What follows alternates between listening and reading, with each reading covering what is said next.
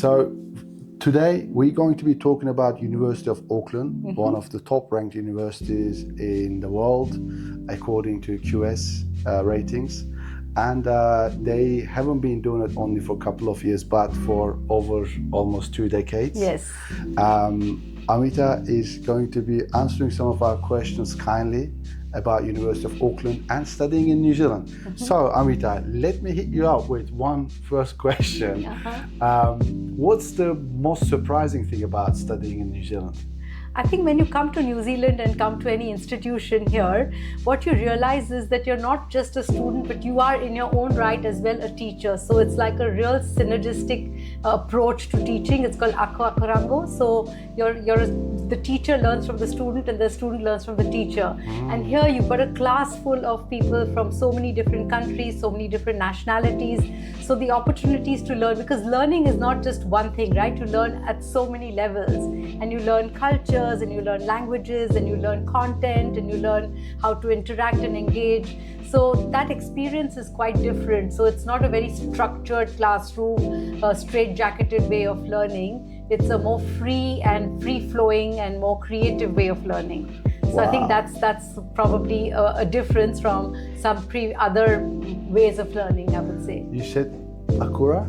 Akurango. Akuranga. That's Maori, is it? Yeah. That's wow, right. Yeah, that's so good. And that leads me to the second question. What are the slangs that international students should know? Give me three. So I'll tell you. First of all, New Zealand has 3 official languages. Yeah. So you've got English, you've got Te Ao Maori, and then you've got the sign language. So these are 3 official languages. So that talks about inclusion if you have sign language as one of the official languages. But the Kiwi slang is another language of its own. It's like you need to understand, and many people when they come first to New Zealand really get bumped by it. So if someone says sweet as, it really just means it's okay, it's all good. And if they say bring a plate, it doesn't mean bring a plate, bring some food with you, so that's what that bring a plate means. And if someone's saying, oh, what are you wearing jandals? And I'm saying, like, what's that? And it's just the flip-flops. So so there's just a lot of Kiwi slang that you learn to understand. And of course, Yana. I just said it. You just said that. So you know that. So it's like there's a lot of different things that you kind of learn to. And then what happens is you adapt that into your own language so easily. You even forget that when I first came, I was so confused with this language. So it just becomes part of you. Oh, I can imagine. I see in the logo of University of Auckland 3 birds. And obviously Auckland University is one of the, I reckon, second oldest university after the University of Auckland. So University of Auckland is New Zealand's leading university, and we are globally ranked in the QS ranking at 65. So it's a great ranking to have. If you talk to anybody from University of Auckland, I think we never fail to mention this because we are so proud and humbled by that achievement. We're also number 5th globally in sustainability. So I think 5th globally in sustainability and number 1 in Oceania. So sustainability is one of the strong pillars of the university. So everything that we teach and learn actually is through that sustainability lens. And I think in today's day and age that is so important, especially our young students today will have challenges that we can't even imagine. And for them to really, we lean on them to have creative. And so sustainability is a big one for University of Auckland. We really adhere to the SDG goals. So that's really important. And how's the relationship for a student to expect with the tutors, with the professors? It's really quite a friendly relationship. So it's not something that you'll be afraid to approach your tutors. It's very casual. So your tutors are rocking up and chatting with you. They're very approachable. You will always have a chance to, and you'll meet them. You can meet them outside of the university as well, and they'll be really friendly. So being casual is something very Kiwi. Like you would meet very senior people from organizations, CEOs, you'd meet ministers, in the supermarket, in shorts and jandals, walking around and talking to you and very approachable. So we're a country of 5 million. So we're small and we really kind of know how to be friendly and know how to be inclusive. And you see that across the spectrum.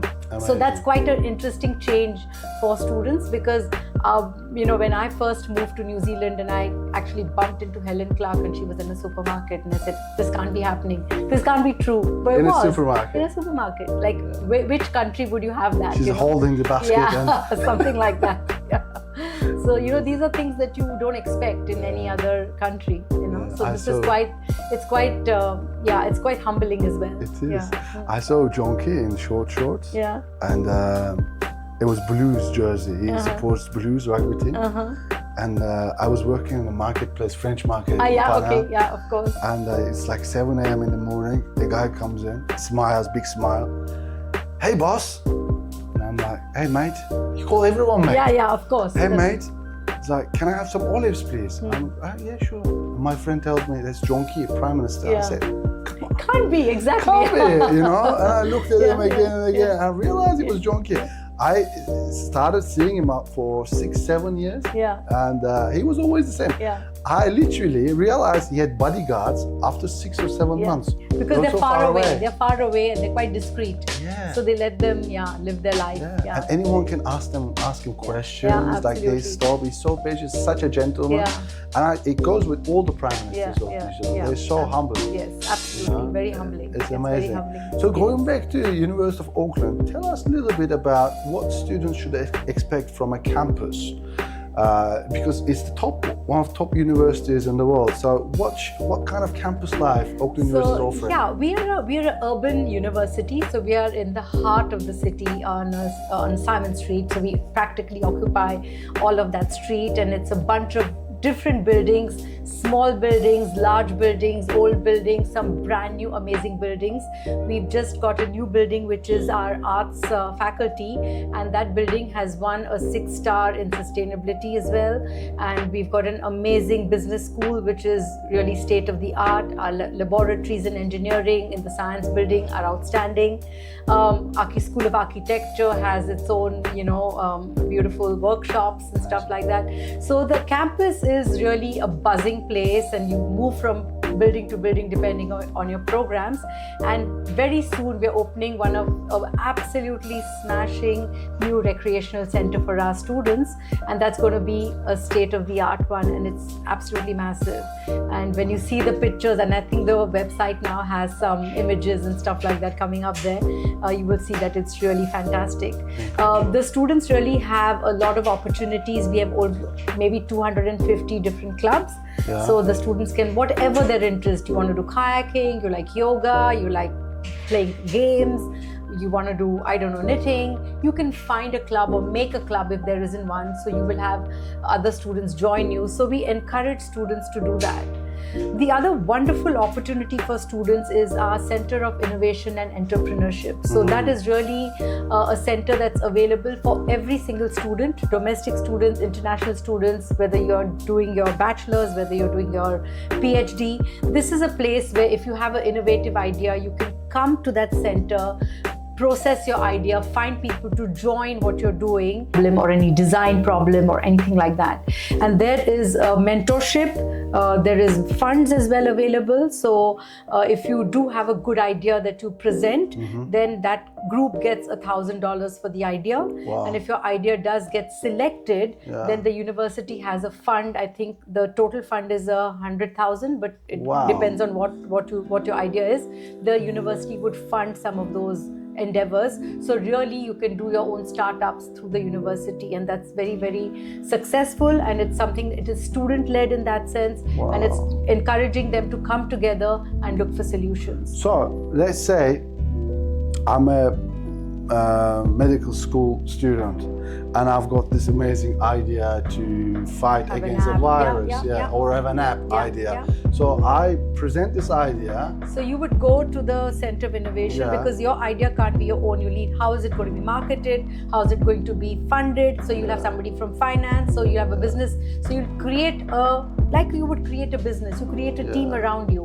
I have this idea, I need someone who's going to do the finance, marketing, strategy, budgeting, whatever. And then everybody comes together and builds that into a real business plan.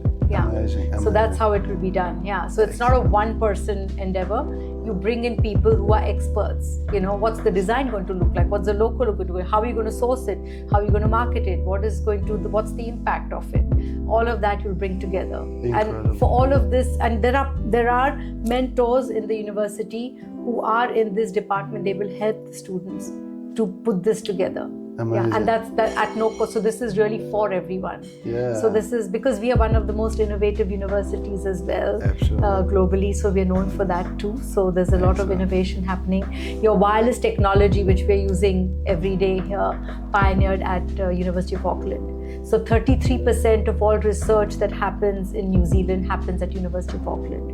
We're doing a lot of work in cancer, cancer cures. Yeah. We're looking at carbon emissions, energy, and lots of different areas where a lot of work is being done at the university. Let me ask you, since you talk about research, that means 33% means you have lots of PhD students, which means you're offering a lot of advantages for those students too. Can you please tell us a little bit about that? So PhD students actually have a real advantage that they are paying the fees that the domestic students pay. Mm-hmm. So it's really a fraction of the fees of an international student. Of course, you've got to go through the process of having your proposal and finding your supervisor and so on.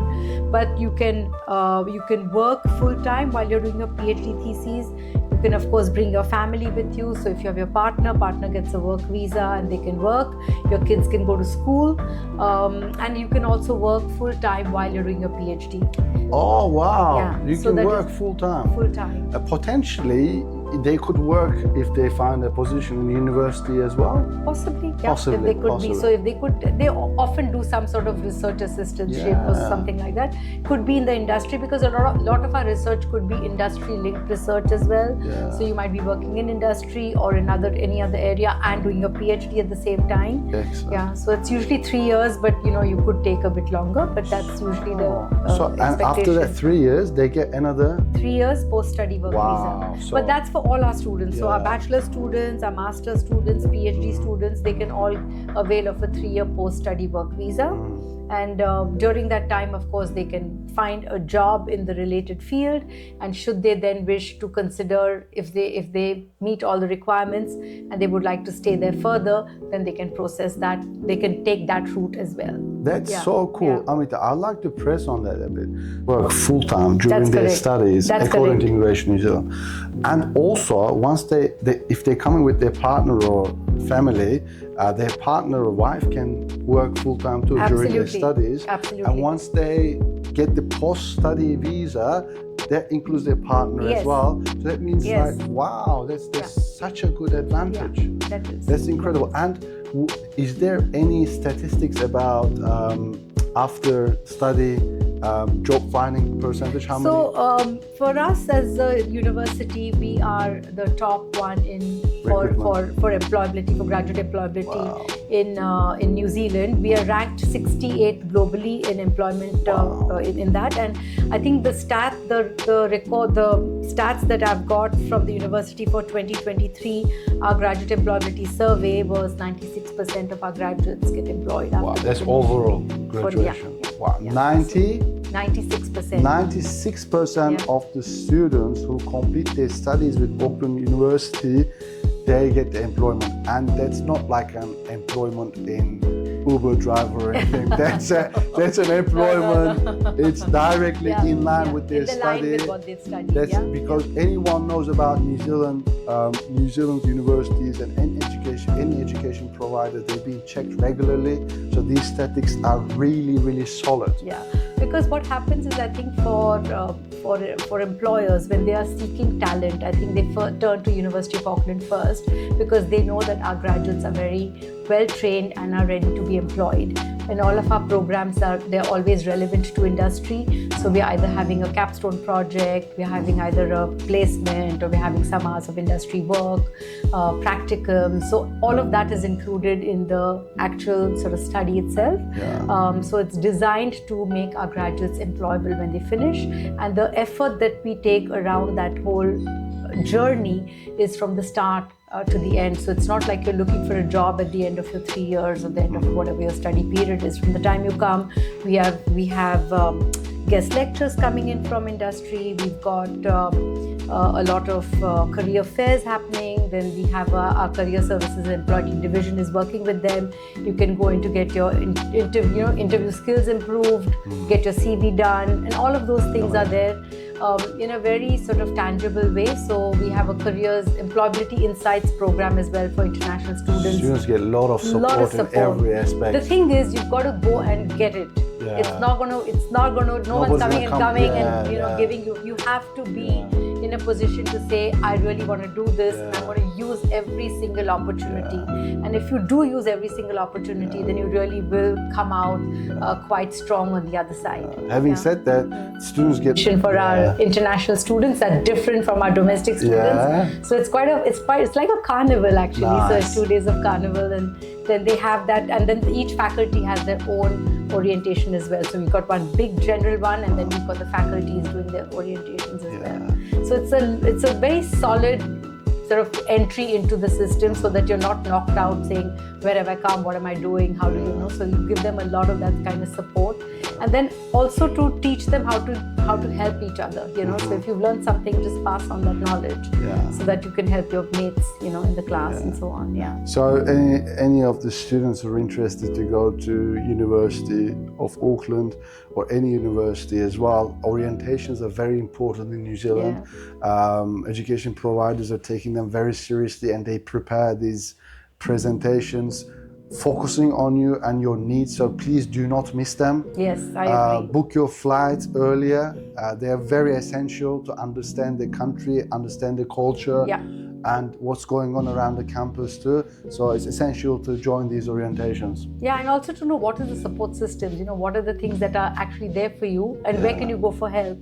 And we also cover some really basic stuff like water safety. We've got a problem with the ozone layer, so the sun is very strong. So how do you make sure you're putting your sunscreen? So things which students may not know. So there's some real some things that sound very simple, but they really make a difference, because if you're going to go, because New Zealand is a place for the outdoors. So you're 5 minutes away from the ocean or 10 minutes away from the ocean, wherever you are. Drive down a bit, you're in the mountains. Drive down further, you're in the snow. Whatever you want, you're finding all of those outdoor exciting opportunities. So water is a big thing. We are near the ocean, and people are swimming all the time, but you need to be careful. You need to know what are the do's and the don'ts. So those are the things we actually teach. We have we have proper classes as well for students, and also how to kind of save lives. So, we do a lot of different things are done. So students are really... Tell us a fun fact about Auckland University that most people don't know. I don't know if it's a fun fact, but the University of Auckland has a Te Ao Maori name. It's called Waipapa Tamatarao, and that's a name that has been gifted to us by the local iwi, Nate Fatua Oraki. And so it's a real important sort of, I think I'll cancel all of this. So that's really important for us. So that's one fact about University of Auckland. But also I think a really fun fact about University of Auckland is that we have students studying from over 120 nationalities with us. So that's a really global university, and you will find that these are some really good fun times that students have, and they really have the whole world at their feet because they're making friends with people from many parts of the world. So that's a really important fact about our university. You have a lot of cultural days, I guess, in the campus. Absolutely. Which one is your must go? Like, what you have to make an exit to go to this event? I think all of them are always fun because it's accompanied by food. So I would say Diwali is fun, and we always have a lot of we've got Chinese, then we've got we've got the Chinese New Year, or so we've got lots of different things that are happening. And the thing is that it's how much you want to engage. So, and then sometimes it's faculty level, sometimes it's the whole university level. So you keep bumping into things. Christmas is really big. We have carol singing, and we have that in our clock tower, which is quite iconic for the University of Auckland. So it's a beautiful building, and when it's Christmas, then we have staff all come together and prepare the Christmas carols, and they go and sing it. So tell us about one of your favorite slangs. You always use and you don't even realize. So I think one of the things I say often is, hey, please pack your togs when you're coming to New Zealand. You know, tell my friends they're coming for holidays. Yeah. I say, can you pack your togs? And they say, what's that? And I said, oh, togs, your swimming costume? So yeah, okay. So it becomes a natural sort of, thing to say, and so you don't realize that you're saying it, I guess. And sweet as, of course. Thank you very much. Thank you, Kartal, for having me. I'm Yeah. really, really happy to be here. You've got a wonderful team, so thank you so much for having us here. And I hope that we can attract the right students, quality students, to come and really experience the Kiwi culture, studying at a university that's of this quality, and really making a global impact with whatever they do. And this is a place where they will make lifelong friendships. They will really be the best they can be and put their best foot forward. This is what we want for our students at the end of the day. Absolutely. We give the best and Yes. we expect the best. Absolutely. And that's for a reason. Thank you very much again. Thank you. Thanks, for Kartal. answering Thank you all so the much. questions. Thank So you. any of the students or candidates and people who want to know about New Zealand, I hope you enjoyed our video. Please do not forget to subscribe and like and share if you like the video. And thanks for watching, and have a very successful day, month, year, and a life. Thank you. Bye.